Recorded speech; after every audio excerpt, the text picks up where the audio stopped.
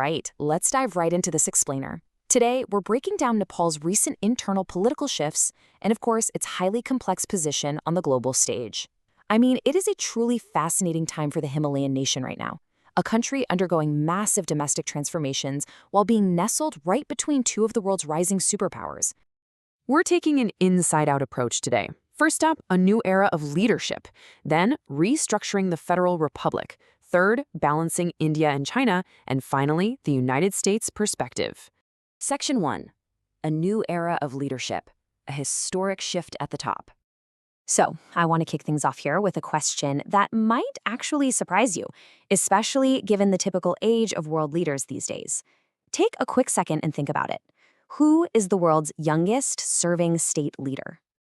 Well, the answer is actually Nepal's Prime Minister, Balindra Shah, who took office on March 27, 2026.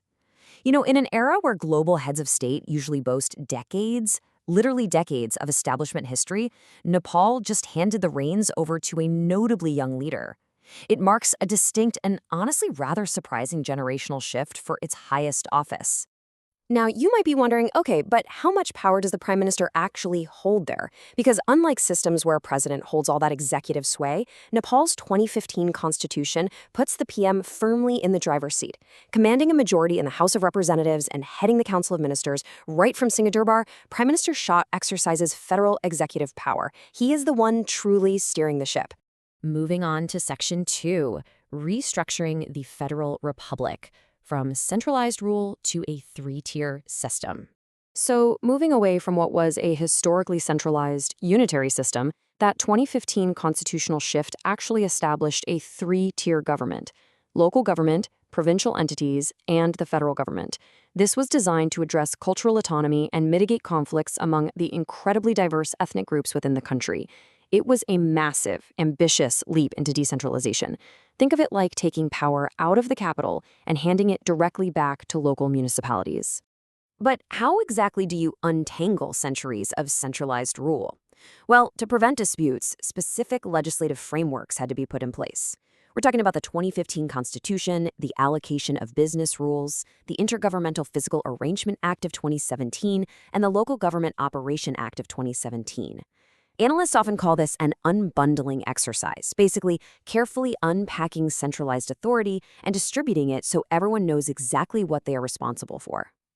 But to truly grasp the sheer administrative scale of this transition, you really only need to know one massive number: 138,622. That is the total number of fixed positions required to complete the staff adjustments for the sub-federal transfer of power. Over 138,000? We aren't just talking about changing a few titles on a door. This was a monumental, top-to-bottom relocation of the civil service to ensure this whole transfer of power was actually functional at the grassroots level. All right, Section 3, balancing India and China, navigating the giants. Having looked internally, let's zoom out to the geopolitics right on Nepal's borders. Now, while Nepal asserts a strict policy of non-alignment and fiercely protects its independence, U.S. Congressional Research Service reports often view the country through this specific framing: a buffer state. It's a label born out of pure geography, sitting right there directly between India and China.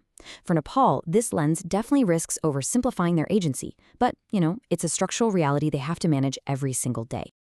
Let's compare these neighborly ties. Historical, economic, and logistical dependence on India remains super deep. It's anchored by the 1950 Peace and Friendship Treaty. India is their largest trading partner, and it is their primary transit route to the sea. But Nepal is actively ensuring it has options. Since 2015, they've expanded engagement with China, securing a major transit agreement, joining the Belt and Road Initiative, and even holding joint military exercises. Basically, Kathmandu is making sure it isn't completely reliant on just one neighbor. And this whole thing is a delicate, high-stakes tightrope walk. Just look at the timeline. In 2015, an unofficial blockade deeply strained trust with India.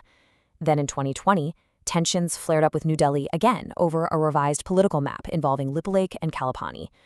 Meanwhile, in recent years, Nepal has had to exercise incredibly cautious diplomacy regarding reported Chinese border activity up in the northern region of Humla. It's a constant, dizzying balancing act to maintain sovereignty while keeping both giants satisfied. Which brings us to Section 4, the United States perspective: aid, infrastructure, and strategic caution. let's pull back and look at how Washington engages with Nepal amidst all these dynamic regional tensions. U.S. strategic objectives aren't just about friendly cooperation. They actively want to support governance reform and stability. They are closely monitoring the politics, especially post-Gen Z protests that demanded better accountability. Crucially, they want to reduce Nepal's reliance on humanitarian aid and ultimately strengthen its independent global participation. Let's talk numbers. When we look at major U.S. financial assistance, that massive $550 million Millennium Challenge Corporation Compact, aimed at energy and road infrastructure, makes up the bulk of it. Then there is $130 million allocated for the tragic post-2015 earthquake relief.